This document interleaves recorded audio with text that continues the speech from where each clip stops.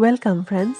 আজি secret মেছেজৰ cake এটা বনাওঁ বুলি ভাবিলোঁ, তাকে আপোনালোকক দেখাওঁ আহক। এতিয়া মই কেক স্পঞ্জটো বনাইছিলোঁ মেংগো ফ্লেভাৰ দি পেলাই, আৰু এতিয়া মই কেক স্পঞ্জটো ঠাণ্ডা হোৱাৰ পাছতে মই কাট কৰি ল'লোঁ। তাৰপাছতে ক্ৰীম ল'লোঁ আধা কাপ, কাৰণ মোৰ কেকটো বেণ্টো কেক আছিলে, সেইকাৰণে ক্ৰীম লৈছোঁ মই আধা কাপ ক্ৰীম লৈ পেলাই মই মেংগো ইছেঞ্চ দি পেলাই বিট কৰি লৈ এতিয়া মই লেয়াৰকেইটাত ক্ৰীম এনেকৈয়ে লগাই মেংগো ক্ৰাছ দি লৈছোঁ। তাৰপাছতে এনেকৈ স্প্ৰেড কৰি লৈ পেলাই মই গোটেইকেইটা লেয়াৰ একেধৰণেই বনাই ল'ম। চিক্ৰেট মেছেজ এইটো কেক খুবেই ট্ৰেণ্ডত আছে এতিয়া, চ' সেইকাৰণে মই এটা বনাই চাওঁ বুলি ভাবিলোঁ।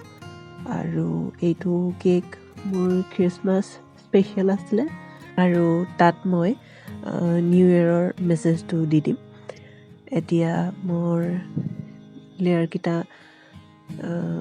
ক্ৰীম লগোৱা হৈ গ'ল। এতিয়া ক্ৰাম কোট কৰি পেলাই মই ফাইনেল আইচিং কৰি ল'ম। এতিয়া স্ক্ৰেপাৰেৰে মই এনেকৈয়ে গোটেইখিনি মিলাই ল'ম।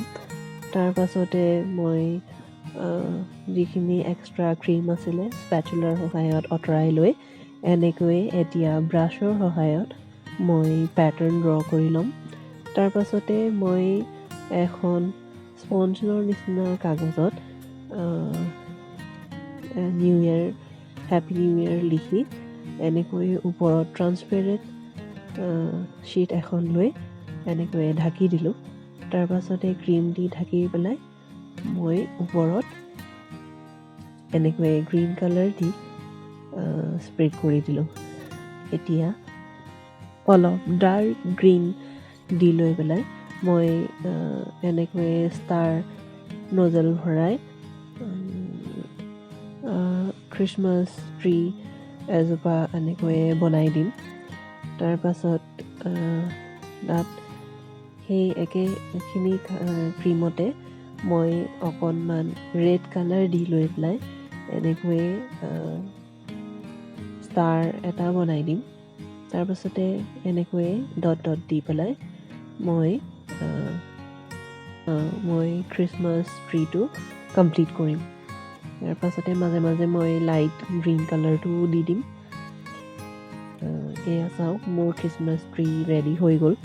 এতিয়া মই যিহেতু খ্ৰীষ্টমাছৰ কাৰণে বনালোঁ কেকটো, চ' ইয়াত মই মেৰী খ্ৰীষ্টমাছ লিখি দিছোঁ ৰেড কালাৰ দি পেলাই।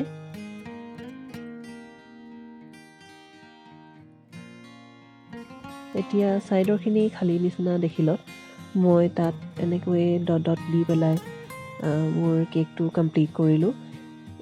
এতিয়া মই বেণ্টো বক্সটোত ভৰাই দিম।